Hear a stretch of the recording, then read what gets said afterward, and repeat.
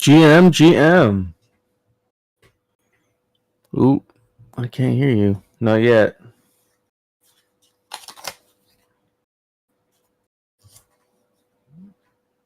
Can you all hear me? I can't hear Coder Dan. Can you guys hear? There we go. Oh, there you go. You're back. Right on.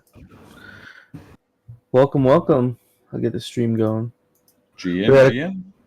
We got a couple people streaming right now. We got No Future, ZombieShepherd, if you guys want to follow along there. Otherwise, you're in the right place. So, yeah, welcome. How are you this morning? I am doing well, sir. How about you? I'm doing good, man. I'm pretty excited for our conversation today. I think we have Moon in the house.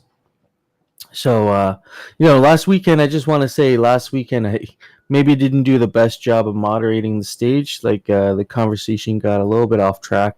So, from now on, if we can try to, unless you're presenting, you have something to present or you're coming up to speak on something that we're discussing, probably best to, either interact with the mirror board or I'll keep an eye on the comments to make sure that nothing's getting left behind. But we'll try and keep the stage a little bit more simplified for the DAO meetings. Nice. Sounds good. Yeah, it was still fun. Always a good time. Talking with Gotchi Gang. I like the Saturday hangouts for that. So I think we've been talking just before this DAO meeting about Mikey J's tool there. I just want to shout that out real quick before we get into it. It's if you like graph porn, this is a pretty amazing graph, honestly. Like graphs, like plural. There's many for different pieces of data. Hardcore graph. Yeah, exactly. Go check that out. It has a lot of information on it. If you like gleaning information in a visual sense, like I really enjoy this because I'm more of a visual person, so I really like these graphs and some interesting data points from that. So a lot of unequipped godlikes, the mythicals. So hopefully they're not lost in someone's wallet somewhere. But yeah, very good putting that together. Thankful to have community members who are building tooling like this.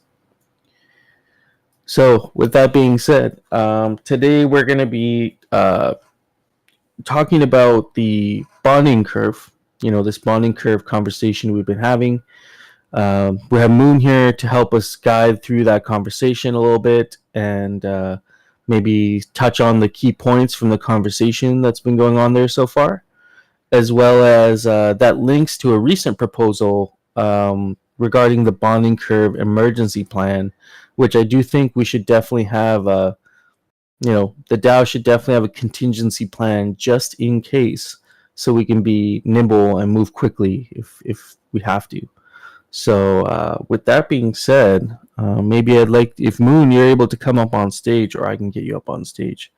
We can kick off the discussion, and then shortly after that, if we have time, I know there was a conversation around bounce gate and priority points. We can maybe touch on that, but I have a feeling this bonding curve conversation might take the majority of today. So we'll see what it looks like at the end, and hopefully we can cover some of that too. Moon, good morning, GM. Morning. Can you hear me? Yeah. All right, perfect. So I guess the bonding curve discussion has to be split in two parts. The initial proposal was, of course, a complete shutdown of the bonding curve sometime down the road. And during that discussion, a lot of stuff happened around MakerDAO, DAI, Tornado Cash got completely blacklisted, and Circle or USDC stopped interactions with that smart contract. So during the bonding curve discussion, there was another sort of emergency situation that could arise that would need immediate action from the DAO. So I think I want to start with the emergency plan, since it's, I think, much less controversial than the complete shutdown of the bonding curve. And it's something that we have to talk about, even if you want to keep the bonding curve going forward. So I agree. Do we want to maybe just for the friends that maybe might know exactly what we're talking about here, maybe a brief TLDR on what the risk is to the bonding curve right now, because we're using DAI. Sure. Just a brief little short description.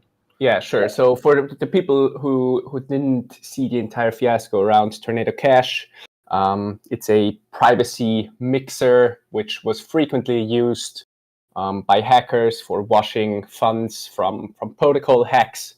And their contracts got blacklisted by Circle, so no USDC could be sent around by people who interacted with that contract.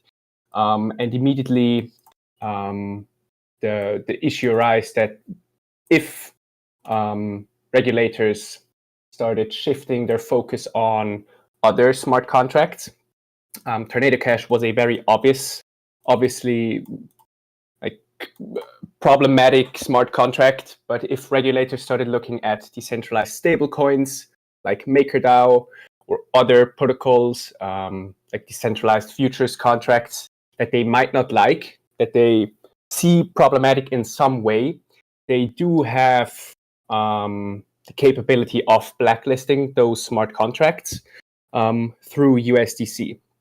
And for the people who don't know, MakerDAO's DAI at the moment is mainly backed by USDC. I think at some point it was like 80% of DAI's value is backed by USDC.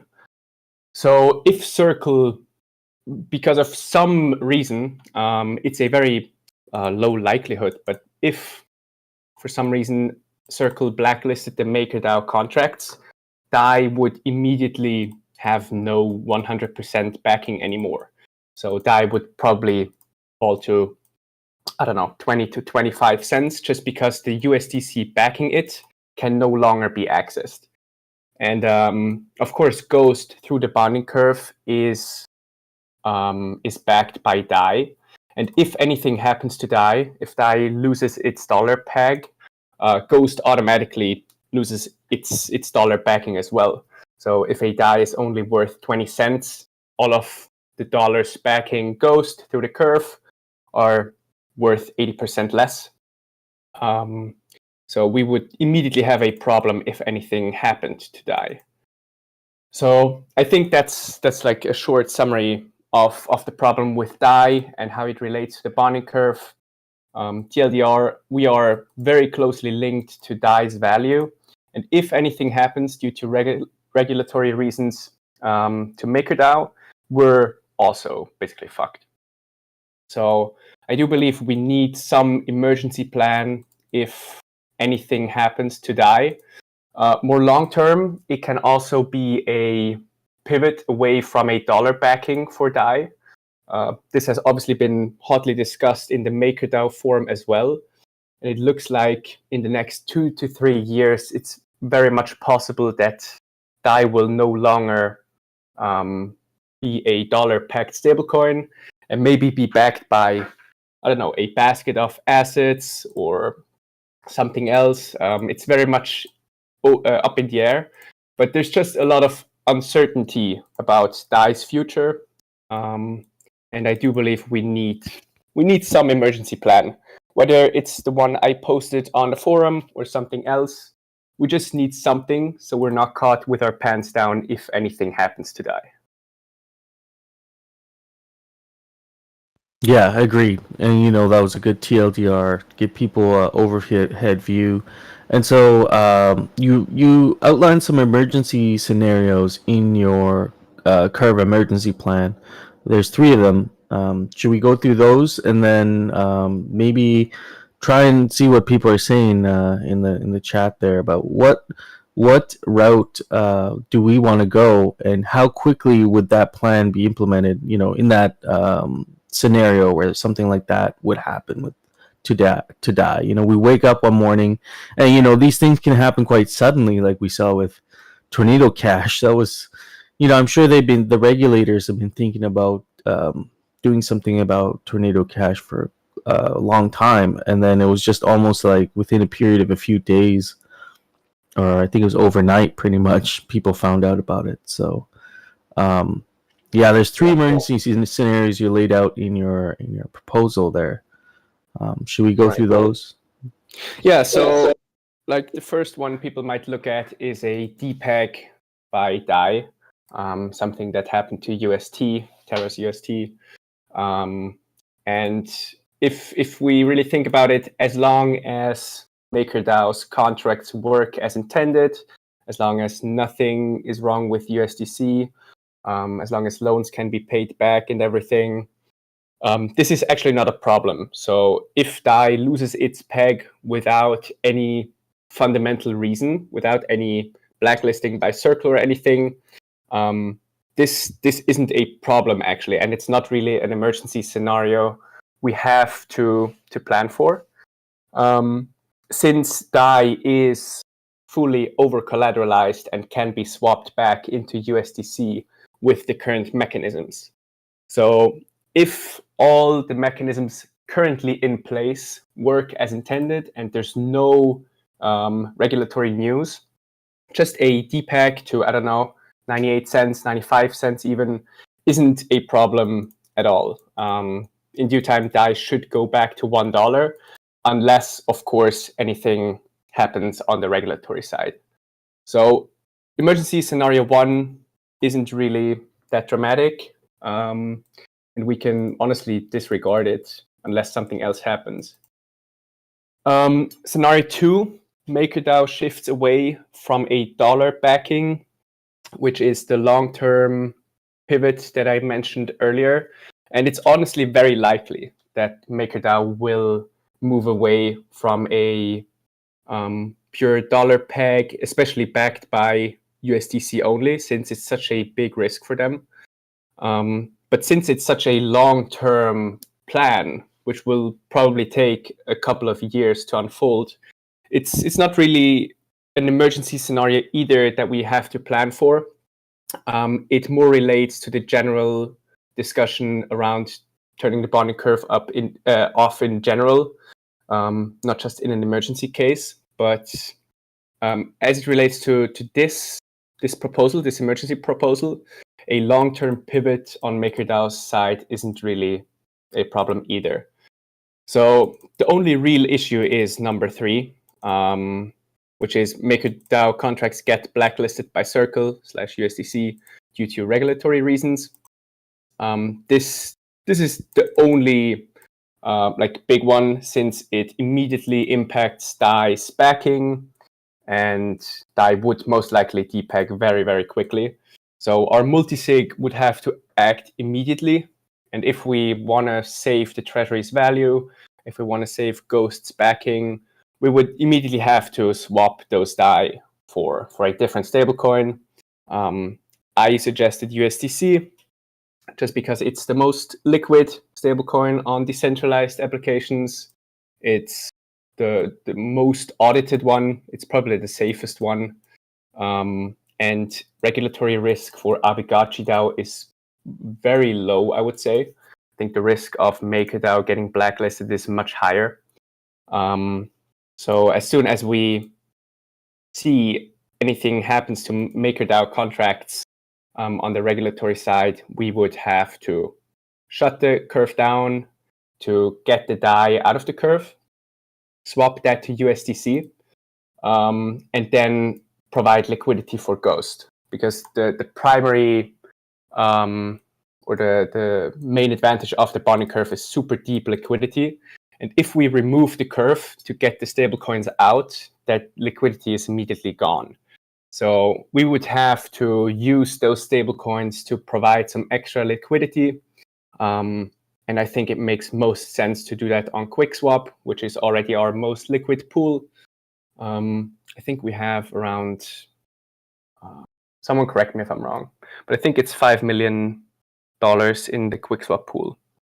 So if we took another $5 million worth of dollars and $5 million worth of Ghost and put that into the liquidity pool, we would at least double the pool. And we'd have pretty deep liquidity again without the bonding curve. And we would still have a lot of funds left to decide on next steps. But the DAI risk would be gone. We would have some nice liquidity. And we would have saved the majority of the treasury's value. So yeah, scenario 3, most important one, and we need some emergency plan for scenario 3, the regulatory risk. Yeah. Okay. I mean, I'm just reading the comments here, seeing if I can find any questions here.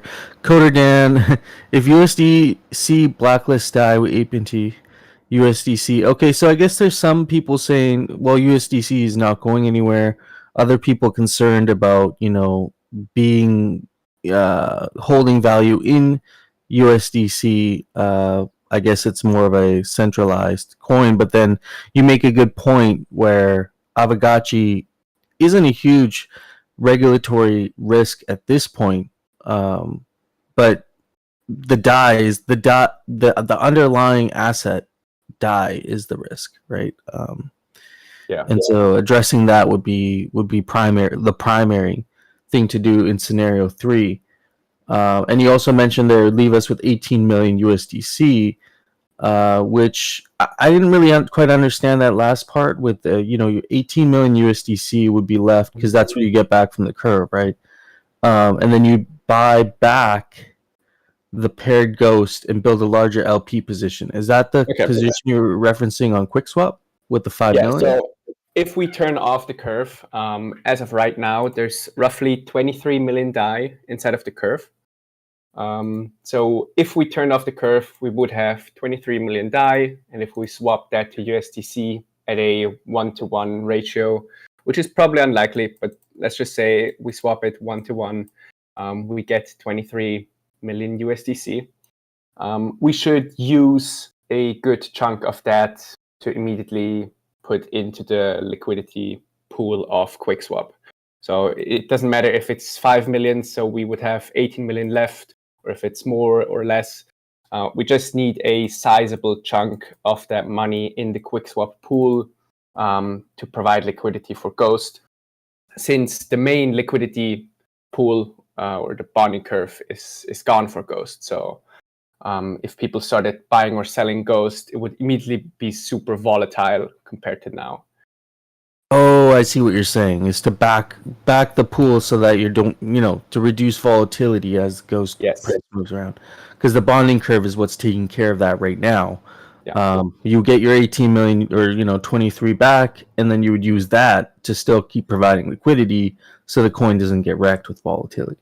That makes sense. Yep. Okay. I see some people mentioning other stablecoins than USDC. I don't know. I think USDC and maybe USDT, but I think USDC is the one stablecoin we can say for certain is not going to depeg anytime soon. I think USDC is super liquid. It's very transparent. Circle is very transparent with their funds.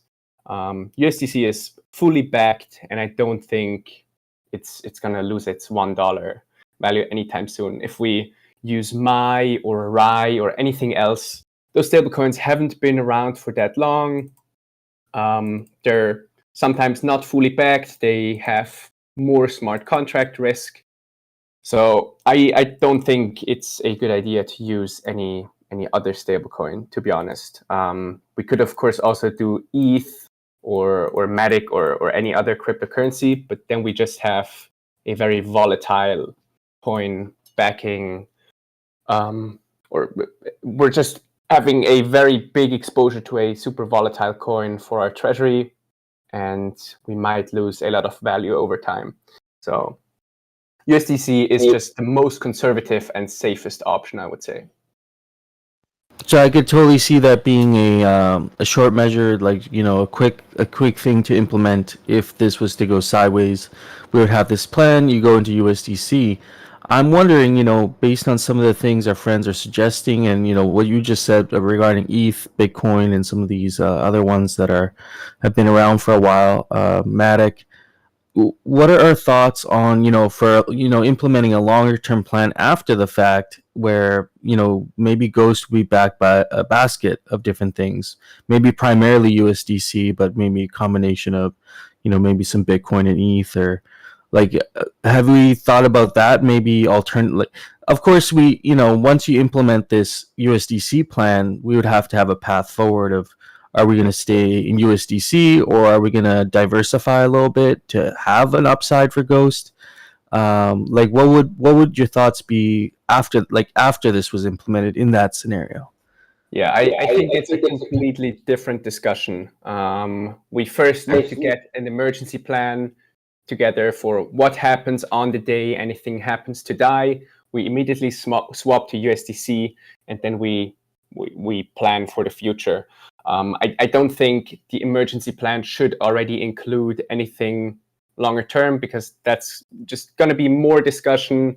I don't think it's as clear what we should do with the funds going forward. We should probably get rid of the USDC long term. I agree that USDC is super centralized. We don't want to hold this USDC for, 5 to 10 years or anything. So a future plan should include some other stuff we do with those funds. But we need to get an emergency plan just voted on, that we have in place in case something happens. What we do with those funds afterwards is a completely different discussion, in my opinion. Yeah, I agree with that sentiment. We don't want to make things too complicated, especially for a contingency plan, which should be fairly quick and easy to implement once we have it in place. So, do we have any alternate, in addition to what Moons here described with going into USDC? It seems like a fairly quick thing to implement in the emergency scenario. Do we have any other alternative suggestions people want to bring up or talk about? I know some people had mentioned using MAI and some other stable coins, but you also made a good point where these things haven't been around for all that long. So as a short-term temporary measure, going into the safest stable coin, the most liquid, and it's been around for a while, might be, the best option. But someone also mentioned Pax Gold. I'm not familiar with that. I'm not familiar with that one, but I don't know. That was Peter Schiff's suggestion. Oh, okay. Gotcha. Yeah, like I said, we already got wrecked on DGX and DGD. We're not doing another stablecoin, a gold-backed stablecoin project. If you guys were there for Bullion X, you know what we're talking about. Unfortunately, they that Digix DAO kind of dissolved itself, and the stablecoin went away with it. But we got some cool NFTs, some legacy NFTs in BullionX out of it. Those still around, the BullionX NFTs, because they're staked with some DGX, right? Well, they're staked with DGX, but the DGX is, I think they rugged it, or like didn't rug it, but like whatever the entity is, like you can't convert it back to gold now. So they're staked with DGX, but the DGX isn't convertible back to gold like it should be.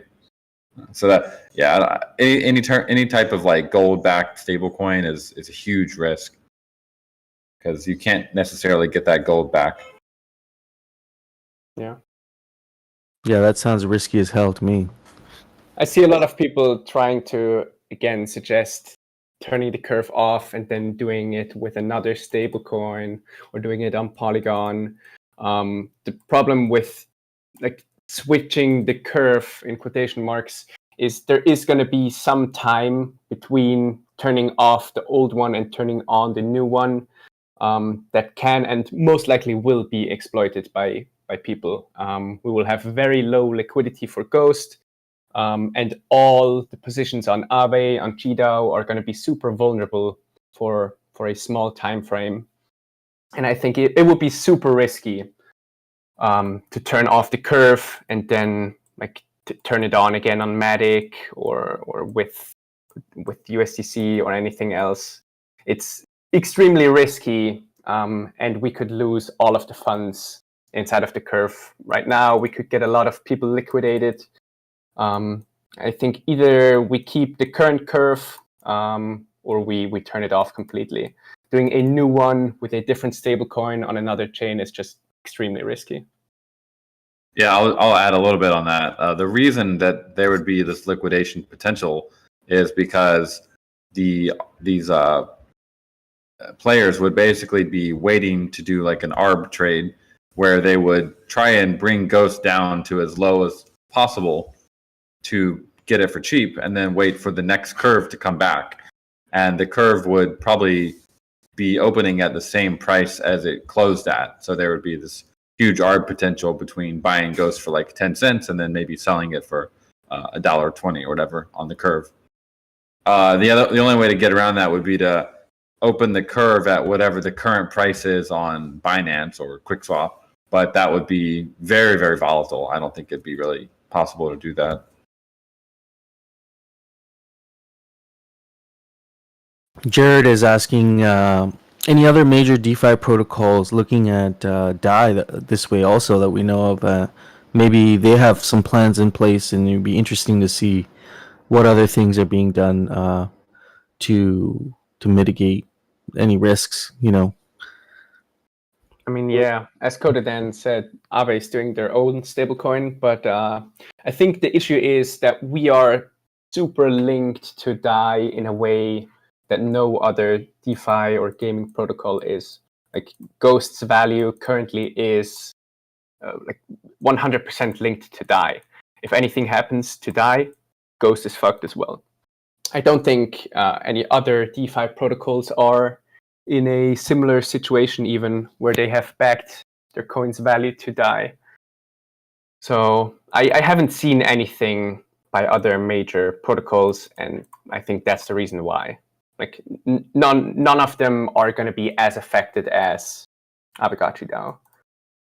Yeah, our coin is very much intimately tied to the DAI stablecoin underlying. So, yeah, you know, Michael F sums it up. So basically, all the other options, the stables, tokens, coins, they all technically mean more risk than just switching to USDC and trusting Circle not to get effed. And you know, if Circle does get effed, it wouldn't just affect us; it would be the whole DeFi ecosystem. It would be, you know, chaos everywhere. And what's the regulatory standing on Circle itself? From what I understand, Circle is pretty regulatory compliant, right, for the most part. Yeah, Circle is I think they are going to be a regulated bank in the United States. I would say something happening to Circle directly is extremely unlikely. They are established in the US financial institution landscape. So I don't see a scenario where Circle gets fucked. They would just like have to blacklist certain contracts, and if they don't comply, maybe they're going to have an issue. But as we've seen before, Circle complies with everything the regulators tell them to. If they need to blacklist someone, they blacklist them. If they need to give out information to the authorities, they give out everything they need. So, like, Circle is super compliant. They're a regulated bank. So,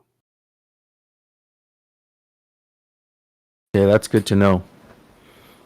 Yeah, I think that gives us a good overview. You know, I don't think the contingency plan is going to be the really long conversation, like you said. I think you've done a good job of kind of laying out a quick plan that we could pivot to.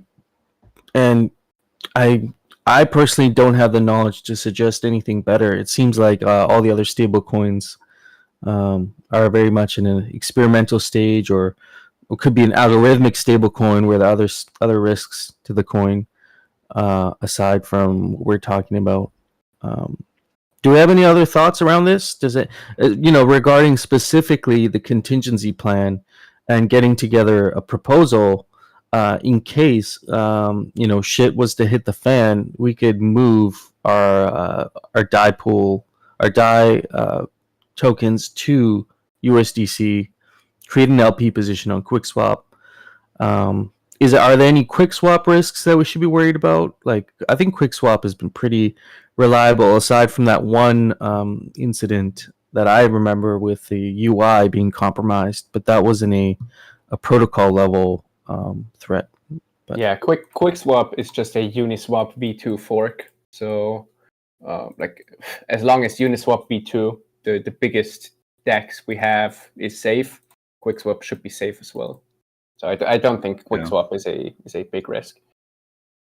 There is one issue that we would need to put to the DAO and in this plan that Moon is proposing, and that is on Ethereum mainnet, to turn off the curve. That actually requires a DAO vote, and of course most of our Ghost is currently on Polygon. So the majority of the Ghost that would be on Ethereum is either on Binance or held by, the majority is on Polygon. We as Pixelcraft would have some, if we needed to, we could bridge it back to make the vote in like an emergency situation. But obviously it's better if the community votes on that. If you guys were here for the migration, we kind of did the opposite, where we had 2 votes on Ethereum before everyone migrated over. Because after that migration happened, it's more difficult to get votes done on the curve, because it requires 8% of the total supply of Ghost. So I think Pixelcraft, if we had to, we technically probably have enough Ghost that we could do that. Obviously, under normal circumstances, we're not going to do that. But if we had to, we probably could. I think we probably have 8 or maybe 10% of the total supply of Ghost right now. But I did want to, bring that up so everyone is aware of that.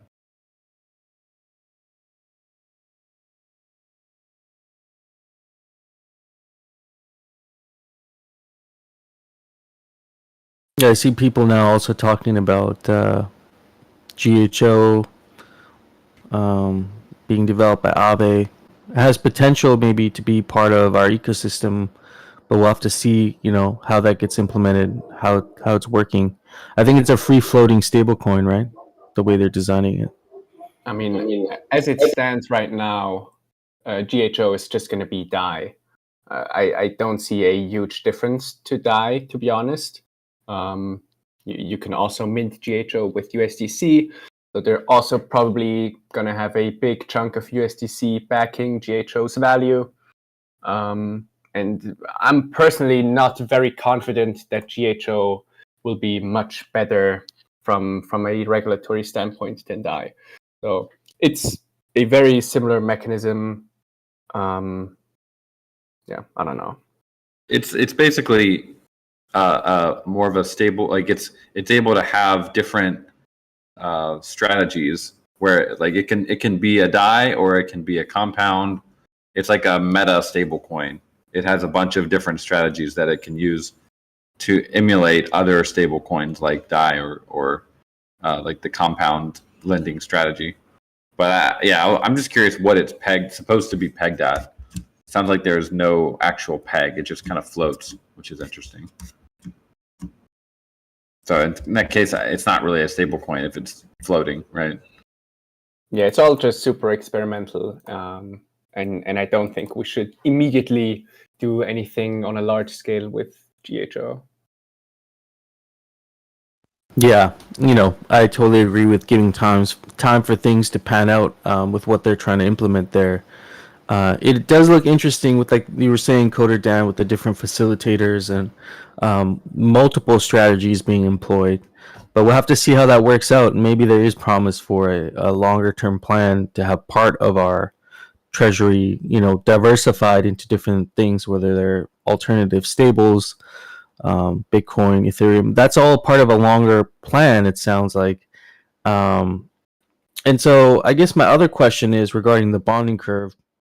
If we were to move away from the bonding curve mechanism completely, how would that impact the price of Ghost? I mean, I understand it would also depend on the strategy we're using, right? But would the objective of Ghost be to be backed by something stable?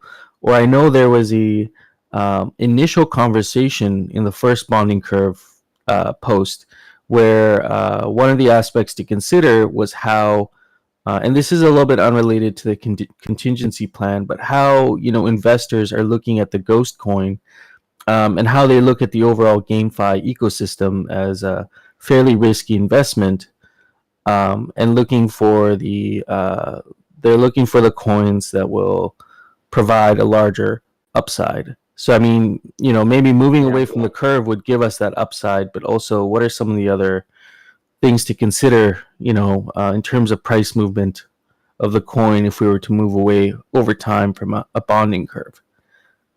Right. So again, I think we're done with the emergency plan discussion because it's really completely different. Yeah. I think like you should be in favor of some plan in an emergency situation. You don't have to be in favor of turning off the curve. So like in general, I think if we look at Ghost as a token inside of the crypto ecosystem, we should look at the investability from an investor's standpoint. Like if we want Ghost to be a bet on Aavegotchi in the future, and if we want people to bet on a good future of Aavegotchi through Ghost, we need to provide them with some upside. If an investment has no upside but only very large risk, Aavegotchi is still early stage. There's still a lot of stuff to be done. It's like undoubtedly a high risk investment. If there's no upside to that high risk investment, or lower upside than lower risk investments like ETH or Bitcoin or something else, it's going to be very unattractive for a lot of people. And I think we have seen that in the past bull run. Ghost has, if we're honest, underperformed most assets, even if we're not down as much since our all-time highs, even if we've built a decent ecosystem that is priced in Ghost, we have to admit that Ghost has underperformed most assets in GameFi. I think it has even underperformed ETH since I think inception. So after like the initial spike to 40 or 50 cents or something.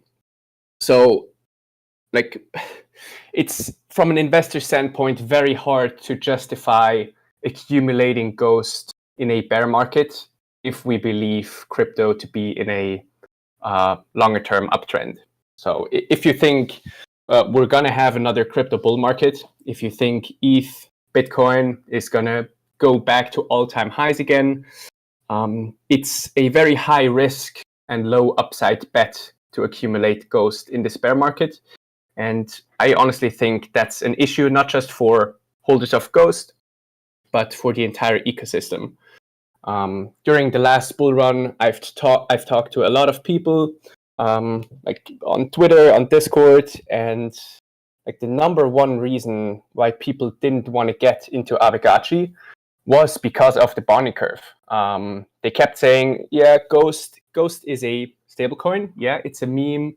It might be nice in a bear market, but if like the dominant narrative is this token is a stablecoin and it's like not attractive as an investment, we're not going to attract a lot of investors. We're not going to attract any outside funds. And I think outside funds are essential for building the Gotchiverse, building the Aavegotchi ecosystem. I don't think we can just keep, I don't want to say milk, but we just can't keep using the same 500 people that are now super invested in Aavegotchi to fund the entire future. We need funds from outside, and to get those funds, we need to make it attractive for them. And since Ghost is really the heart of our ecosystem, I think it's important that Ghost can capture some value as well. If it doesn't, well, we're probably just going to underperform the rest of the market again, and I don't see who's going to accumulate all the Ghost in a bear market, to be honest. Well said. This is something I had to think about for a while because, of course, the bonding curve is a meme. It implies some stability, but I've had a similar experience talking to people who have large amounts of capital to deploy, asking how do I make money in this game, and my response has always been a very active approach. It's been buy the parcels, set up the farming, do all this stuff, which is very active and time consuming for someone who maybe doesn't want to be actively involved in the game, but rather put an investment in a game as a bet on its future. And there's currently no avenue aside from betting on some of the more speculative tokens in our ecosystem. There's no real token that they can use to bet on the future of Aavegotchi and have a significant reward come back to them for that. In a more passive sense, like what we see with the AXS token in Axie Infinity. That is the token the investors buy because they believe in the future of the game. Those investors are not, buying land plots and playing the card games and stuff. They typically are not involved on that level. And so maybe giving an avenue for investors to bet on the success of the game might be beneficial.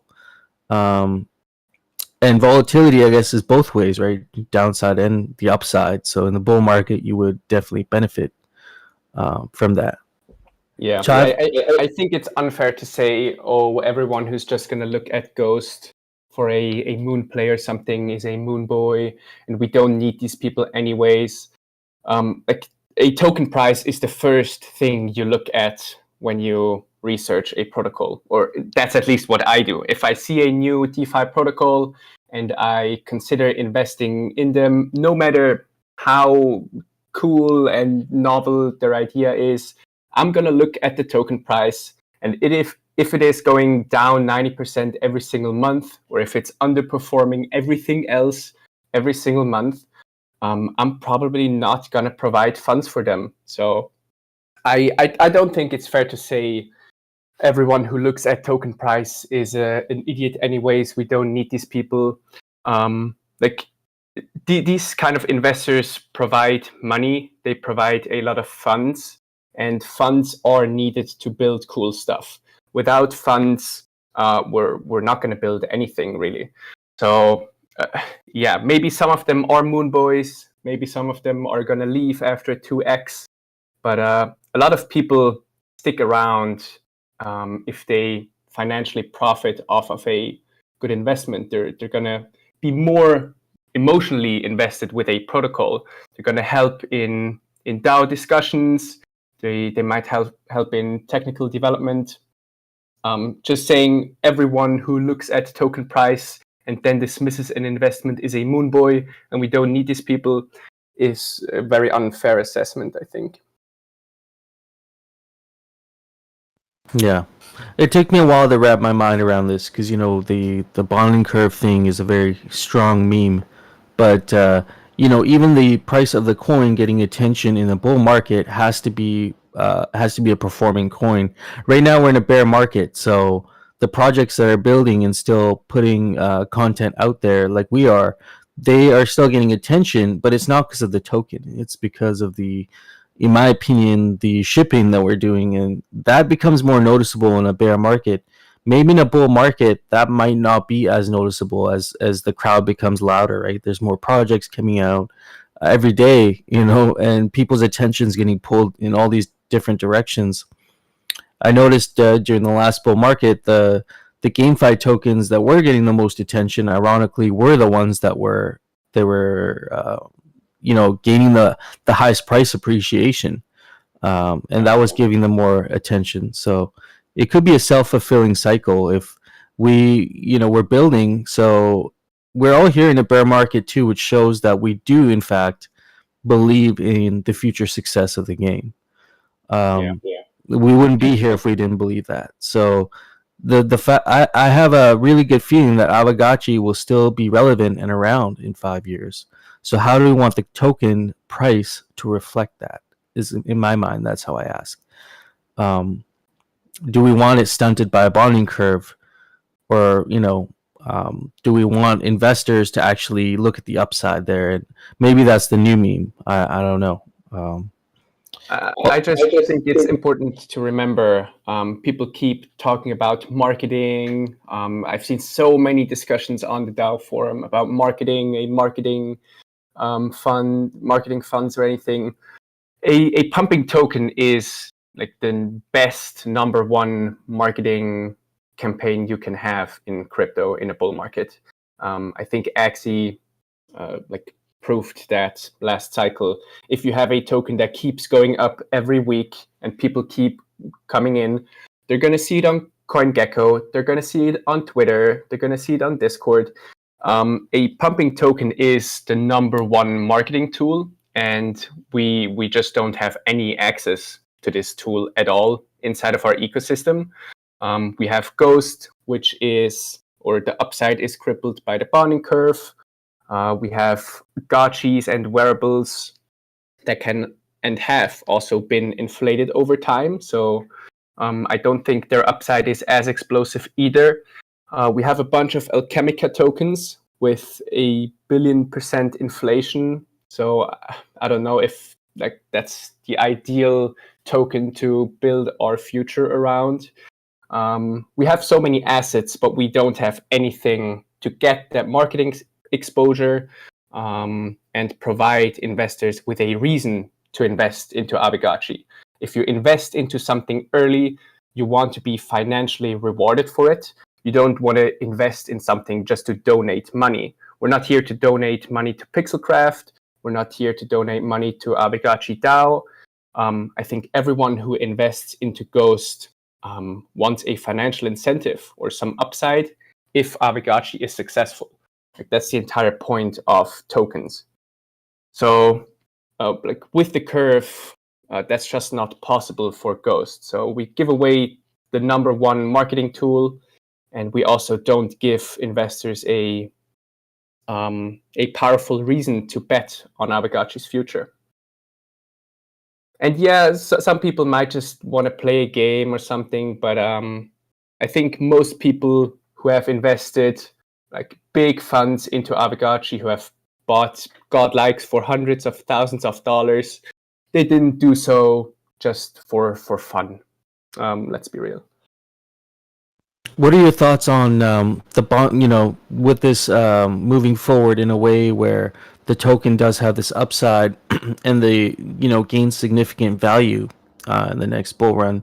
If we were to do that, how do you think the asset prices would be affected? Do you think it'd be a net positive overall, or do you think there would be some things to consider there with because assets are also priced in Ghost in our ecosystem? What do you think would be the kind of effect on asset prices? Let's say if Ghost went to $10 or something. Yeah. So if we turn off the bonding curve and Ghost becomes a free-floating volatile token, I think it's very likely that assets are, at least mentally, maybe even on the marketplace, no longer going to be priced in Ghost. That they're going to be priced in dollars, in USDC, but no longer in Ghost. Because Ghost is going to be super volatile, and it's just not a good medium of exchange, not a good denominator for assets. So I think it's going to be very important to provide value to those assets priced in Ghost. So if we look at Rarity Farming, for example, that's a mechanism to tie the value of assets to Ghost to some extent. And if we kept Rarity Farming Ghost denominated, there would be some upside that assets capture if Ghost actually moves. So we would need to think of mechanisms, maybe even for land or other things, but we would have to prioritize mechanisms that reward asset holders denominated in Ghost, so they don't completely miss out. But I think, again, it's important to remember that if the asset at the core of the ecosystem, Ghost, is an uninvestable asset for a lot of people, they're just going to be immediately turned off by the entire ecosystem. And they're not even going to bother looking at wearables or anything. So we're already excluding a pretty big investor base, I think, with the bonding curve that might look more seriously into other Aavegotchi assets if Ghost also had some upside. So again, I think a pumping token is a great marketing tool, and we could direct those eyes on Aavegotchi to other parts of the ecosystem. So it's probably the biggest risk we would have to think of, just so we don't leave most people who are super financially and emotionally invested into Aavegotchi, the asset holders, Gotchi, wearable land holders, stuck in something illiquid while Ghost pumps. I don't think that's what I want to achieve, and I don't think that's what anyone else voting for a curve shutdown wants to achieve. That's a very important point to make, because it's something that people, those generalizations can be, dangerous if people start believing that. I do like your point of redenominating the assets to at least protect some of the value in Ghost of those assets, maybe they're denominated in stable or otherwise. And you made another good point with Rarity Farming. That would still continue, and Rarity Farming rewards are correlated to the assets to the assets on your Aavegotchi. So if Ghost is $10, that would be a very nice payday, even for someone like myself. I don't have Aavegotchis in the top ranks. They're above average, some of them, but I have enough that the Rarity Farming rewards, this last season was almost 400 Ghost. Now that would be a really nice payday if Ghost was denominated at $10. That's another way to look at it. You can take that Ghost, go back into the bazaar, and everything's denominated and stable. So maybe there's a way for this to work. But I guess what you're implying also is it would take a well thought out approach to how we would be dealing with the assets in our ecosystem. Yeah, I agree with Jared too. I think we've had a pretty good discussion around this. You've given us a good idea of what we're talking about here, and for those that maybe have not read the extensive discussions, this is a nice summary. I'm glad this is being recorded because our friends can listen in on this. Maybe some of the ones who don't have an affinity for reading the longer posts. So I do appreciate you coming up here today and explaining what the problem is and what the potential solutions could be. Yeah, thank you so much for giving me this almost 1 hour to explain it. Maybe one last thing before I go. I already mentioned this earlier. Currently, the bonding curve has 23 million DAI inside of it that is protecting the downside. And yeah, it's protecting the downside of Ghost. And if we turned off the curve, we would have access to those funds. So one thing to think about is, can we use those $23 million more efficiently than the bonding curve by providing liquidity, buying back Ghost, or something else? I think the answer is yes, but it's just another thing to consider.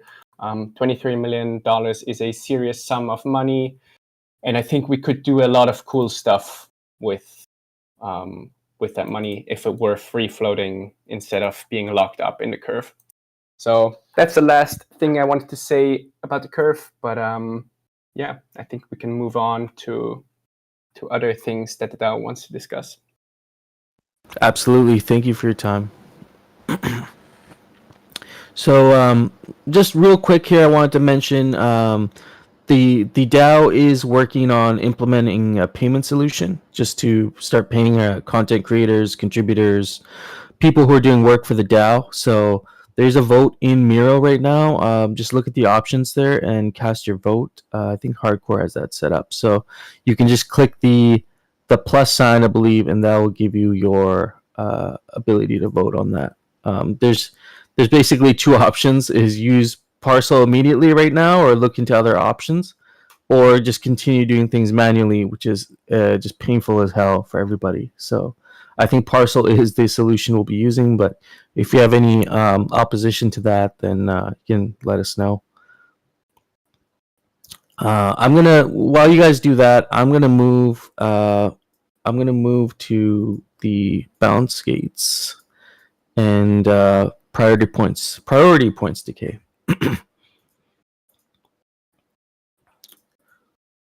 So this is a request for comment. The bounce gates are going to be used to basically advertise, kind of like what we did with GMI and the event that we set up. You would be able to create this bounce gate, charge it with glitter, and it would be a teleportation device in the Gotchiverse. But from what I understand, the UI for displaying events is limited real estate, and so people will have to compete for those top spots. So I recommend you look at the Miro board. It has Hardcore's put up some really interesting charts showing kind of how the pricing would be initially and what the focus is. I guess the focus is on the decay over the actual pricing. And so this conversation is the rate of decay. What should that look like? And there's, I guess, three options that have been laid out for how this decay could work.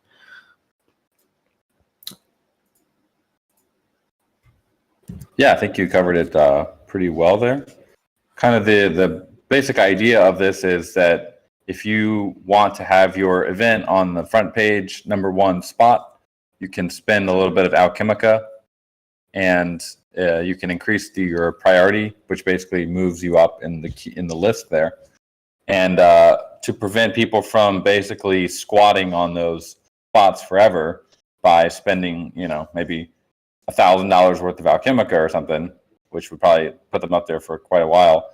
We want to have some sort of decay mechanic where over time the position will go down and decay with like a half-life or some sort of percentage-based decrease.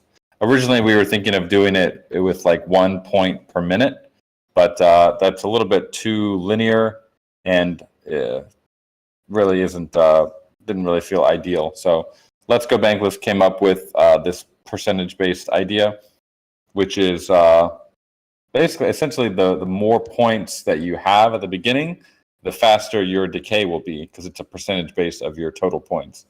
So if you have 1% decay per minute, let's say, and then you have 10,000 points, you'd be losing, 100 points per minute. But as your points decrease, the amount of points that you're losing per minute would obviously also decrease. And I would like to emphasize, this is very experimental stuff here, and I don't think this is something we want as a community to never be able to, be open to tweaking and changing. So I picture this as kind of like an ongoing discussion. If we, as a community, make these mechanics and like never allow ourselves to be to have like freedom to alter them and tweak them, it's going to be really hard to make a great game, because there's a very small chance that we get everything perfect on the first try. So this is also why we have the DAO. So if we feel like there's an imbalance somewhere, we can make a tweak and people can vote on it. So especially with this type of mechanic, it's really just something we're going to get it out into the wild and see how it feels. And maybe 0.1% is too high. Maybe it's too low. And the people need to be open to altering and changing those kind of mechanics over time. Like you gotta, maybe this shouldn't be too bad, but sometimes you gotta don't let your bags speak too heavy. We gotta think about the greater good of the game with these type of mechanics as well. Yeah, experimental is a key point to make there. Is you have laid out 3 options right now to vote on, but that does not mean we can't revert and try a different option if, for whatever reason, the current option isn't working, right? So, I wouldn't ape in too hard and try to get a #1 spot forever, because the DAO might be like, well, actually, we don't really think this percentage, maybe this percentage is too high or too low. We're going to adjust it, and that's going to affect the priority of your event. So everyone just treat this as a new mechanic, and don't invest too much into it at the beginning until things kind of settle down.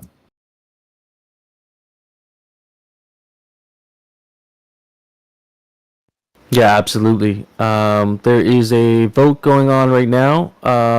There's option 1, option 2, and option 3 to vote on the curve. I'm going to explain what the 3 options are right now, and why don't you guys go and cast your votes. Here we go. Hang on. So option 1 is gotta zoom in. So we got option 1 here. That is the blue curve, and that's going to imply a multiplying factor. So your priority points lose minus 0.01% a minute. Then there's the red curve. You set a decay period over which all points would vanish. So over 1 week or a month, and that's a linear curve going straight down like that. And then the yellow curve would be set a decay period, and then there would be a slowly decreasing curve over time. Coder Dan, could we just run through these 3 options and maybe just give a little background on blue, red, and yellow curve, kind of how those would work in this points scenario where someone Yeah, I wonder if Let's Go Bankless is on this call. He's the one that kind of came up with these 3 curves. I don't actually see him though. Okay, he might not be here. I'm most familiar with the blue curve. Let's Go Bankless is in the crowd. If you do want to come up and just quickly speak on the 3 options you've laid out here, that would be awesome. We appreciate that. Oh yeah, there he is. Cool. Yeah, or if we can maybe type in the chat. Yeah, or if you can type in the chat, that'd be great. So the blue curve, I'm familiar with that one. That would be a percentage based, where basically every minute your points would go down by a certain percentage. The red curve, it's set a decay period over which all points would vanish. So I think that would basically say, I don't know what that decay period would be. He says, example, 1 week or 1 month. And we would basically say, from the moment you top up, your points are going to vanish within 1 week, I guess is what he's trying to go for there. And then it would be a linear decrease down to that goal. And then yellow curve is probably like some sort of in-between mechanic, decay period and some sort of slowly decreasing curve. So at the beginning, it looks like the decrease is lower, and as time goes on, it gets steeper. Whereas the option 1, the blue curve, the curve is pretty steep at the beginning, but then kind of levels out near second half.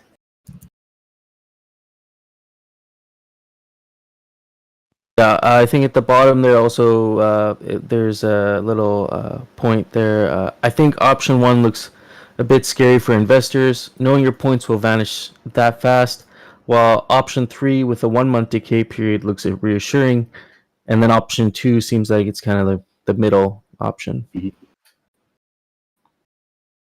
No future says option 2 because it's a straight line.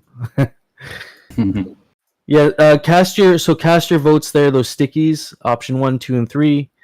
There's a vote open still for another 6 minutes, so you can cast your vote. Just you click the plus sign there on which option you prefer, and we'll see what people are voting for here. We have 7 out of 10 that have voted so far. No Future and I were actually talking about something interesting the other night. In this scenario where you could boost your bounce gate or put a charge on your bounce gate where it would actually port you to where the biggest crowd is in the Gotchiverse. So if you have like a big crowd somewhere, you would get pushed automatically to that large crowd. If there's a big event going on, you would just get pushed to that, to that area. I thought it was an interesting idea. Follow the Alchemica spillover, basically. Yeah, basically. But yeah, like you say, earlier on, we can kind of play with this and adjust things as needed. Let's try one of the options here first, see how people like it, and if it's a good fit, we'll keep it. And if it's not a good fit, we'll vote for either one of the other 2 options, or we can come up with something completely different. The other part of this discussion is kind of tucked into the post I made, but what we want to do as a community with the Alchemica and the glitter, right now we're just planning to burn it. But there is the option to, we could transfer it to the DAO, or we could zap it basically and sell half of it for Ghost, and then add it as kind of permanent liquidity on QuickSwap.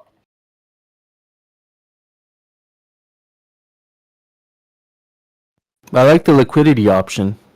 What you're saying is turning that glitter that would potentially be burned into Ghost to back the curve, not to back the curve, but to back liquidity. Yeah, but you need to sell half of it, because when you zap it, unless you have Ghost to back it already, then it would just go 1-to-1. You have to sell half of it into Ghost first. Wait for the pair, right? The other, we could theoretically also, it would be difficult for glitter, but yeah, I guess it wouldn't work because you're only doing 1 Alchemica. But there could be a way where you could zap it into like a FOMO FUD pair. But I'm not really sure if that really does anything. It's not super helpful, probably. Yeah, Mark says Alpine would be downwards pressure on prices. Yeah, so it would have a downwards pressure, but at the same time, you'd be adding kind of permanent liquidity. So that might offset it. I've seen this in a couple other projects. And it can work. It can also be a lot of sell pressure.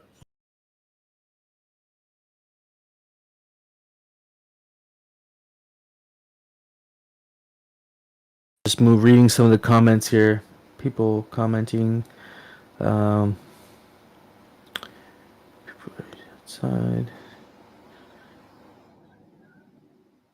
We're planning just to do an endless scroll list for the bounce gates.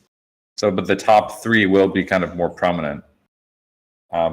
That's what most people will be focusing on. So if you want to have a cool event, you're probably going to want to be in the top 3. We talked about the decay, but the other aspect, like you just mentioned, was the pricing. That would increase exponentially, right, as you move up. So if you're 10th place, it won't cost nearly as much as if you're gunning for the first 3 spots. Like the price would go up significantly, right? Yeah, But you wouldn't that's scale probably linear. Yeah, well, people will probably pay more for those spots.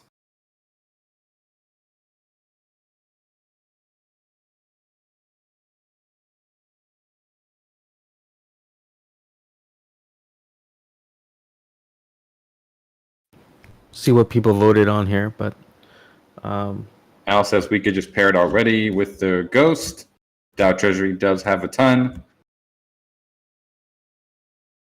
I mean, if we wanted to do that, we could already. And I think there's already a core prop or a sig prop to do liquidity provision anyway. Kind of the same thing, I guess. If we want to do that, we want to have more liquidity, we could just vote in to do. We have plenty of Ghost and plenty of Alchemica. Tommy Gotchi saying, "I'd rather drop glitter to party people than give to up my bounce gate."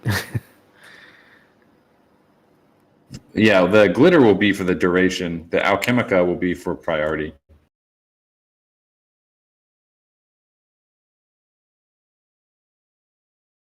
Oh, okay. Sorry, I missed that part. It's the Alchemica that's going to move your priority up, not the glitter. The glitter is for the duration, how long you'll stay in that spot. Yeah, that's right. Okay, sorry, that was my mix-up. Are we? Is there a specific Alchemica that will be required? No, I think it's in the post. Basically, it's just based on the Alchemica supplies. So 1 FUD is 1 point, 1 FOMO is 2 points, 1 Alpha is 4, and 1 KEK is 10 points. Gotcha. Yeah, not tied to price exactly. Okay, we got our vote. We got our polls in. We got I think 9 votes in total. No, a little less than that.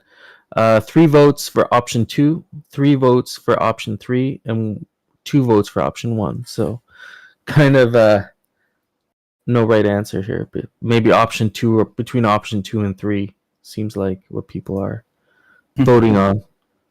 We'll try and up the engagement. The more people that we get to vote on these, the better idea we'll kind of have on which way people are leaning. But from what I see here, between option 2 and option 3, most likely, is what people are feeling, based on whoever voted.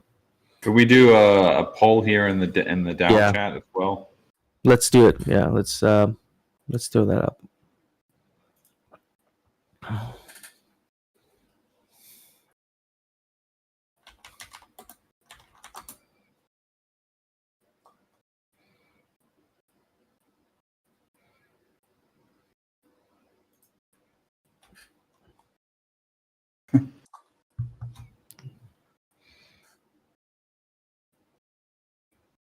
Okay, here we go. Zico set it up there. It's like ABC is going to win.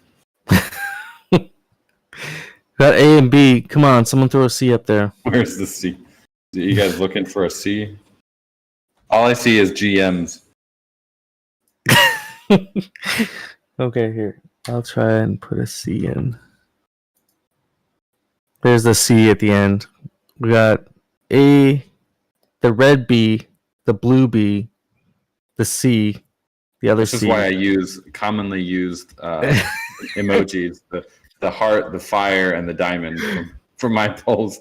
Those are standard. They seem to work really well. I can find them quickly before people start adding a bunch of stuff in. This poll got wrecked.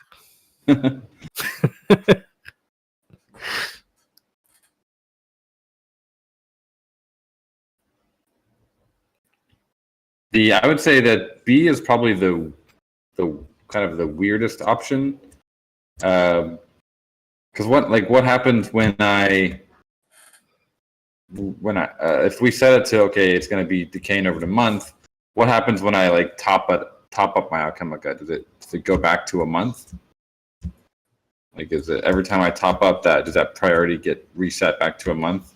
I guess it would. But that's worth also thinking about. There should be some sort of a reset period, because I guess the whole reason why we're having this conversation is to to avoid the situation where someone is in the top leaderboard spot for months and months and months in almost an unmovable position. That's what we want to avoid, right? Yep. Yeah, pretty much. So it looks It's like a still lot of possible, people. But even if you did, I think we calculated it out. Like if you spent $1,000 with option one, I think he put some numbers in there, but it was like you were up there for like maybe a month, I think.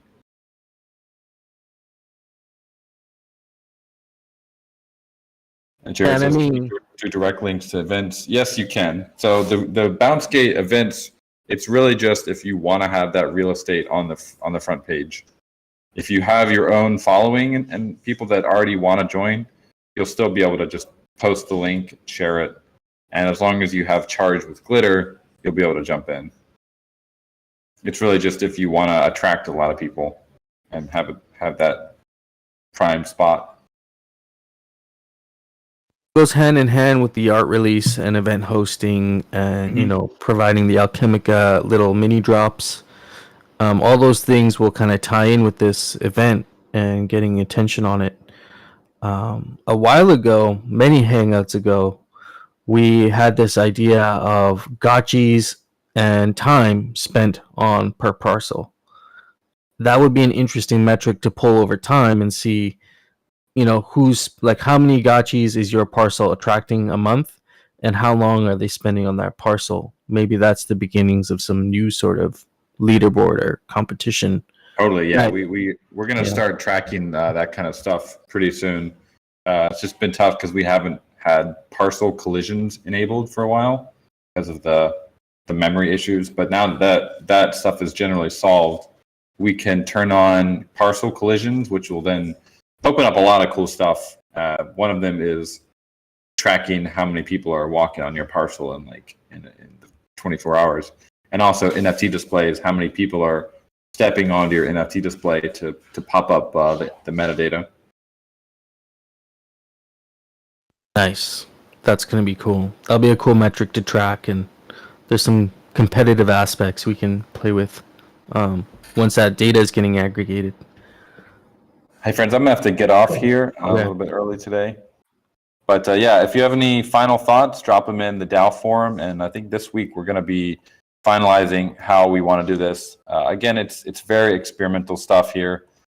This might not be the final version of this feature, but we're going to try things, and maybe there'll be some big changes, some small changes, but we'll keep this request for comment, and if there's any major changes, we do want to involve everyone in these kind of discussions. So just we'll post it in the DAO discussion if there's any more conversation on it.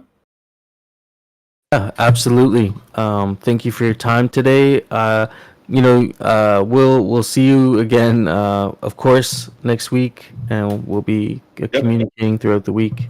We got the parcel art contest next week. I think that's on Wednesday, so very exciting, and looking forward to that. Oh man, I can't wait for those. I've seen some really cool things put together. So, all right, friends, have a great Sunday. Absolutely. I just got a few more things for the friends who are still sticking around. Before you guys I'll be listening in. Okay, right on. Don't forget Gotchi Spaces tonight. No Future. Be talking about bonding curve things. There's a few other things in the forums I wanted to point out. There is a poll on the shape of Aavegotchi DAO. And so, I don't know if it's an official poll, official discussion yet, but we need to discuss how we shape the DAO moving forward in terms of infrastructure, technology, standard operating procedures, all those things that will help us get to the next stage of the DAO, which is metamorphosis. And so that's going to be a whole new stage. It's going to require its own tooling. So if you are interested in that sort of conversation, we should start discussing that in the forums.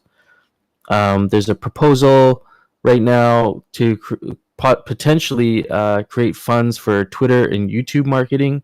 So if you have any input on that, Any marketing ideas you want to offer, please go there. Check out that post. Preferably more viral and grassroots suggestions would be welcome. Introduce observer mode. So this is still happening, but if you have any thoughts, to add in regards to observer mode, go ahead and, check that out.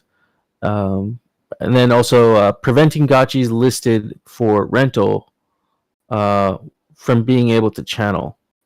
So there's a fix in the works for this. And it's just a symptom of subgraph delays. Weekly Alchemica leaderboards. So if you want to discuss the weekly Alchemica leaderboards, it's right now in the development kind of exploratory phase of what that could look like, what the rewards could look like, all that stuff. And then a recent post from Dr. Wagme just yesterday requesting Alchemica and 30 DAO parcels for the DTF for contributors and compensation.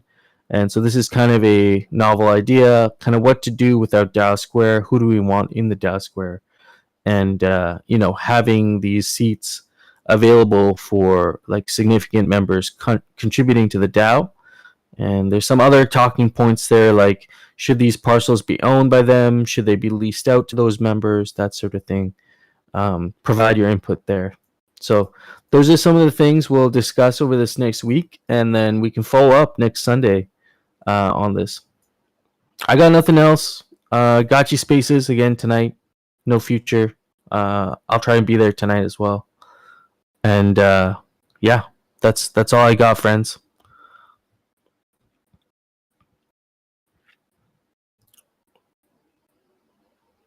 Hope you all have a good weekend. Gotta touch some grass. I'm gonna go touch some grass now. Peace out, friends.